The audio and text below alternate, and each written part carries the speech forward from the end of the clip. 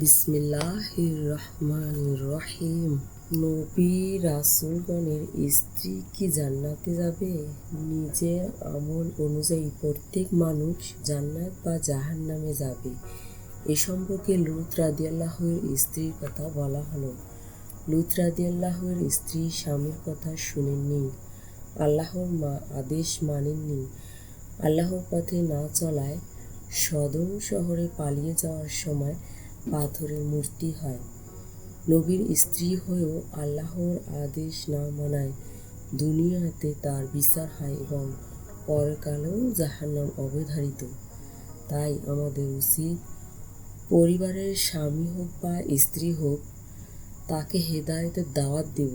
না শুনলে তার পাপের ফল সে করবে, কিন্তু আমরা নিজের আমল ঠিক রাখবো, তাহলে জান্নাত যেতে পারবো। আমিন।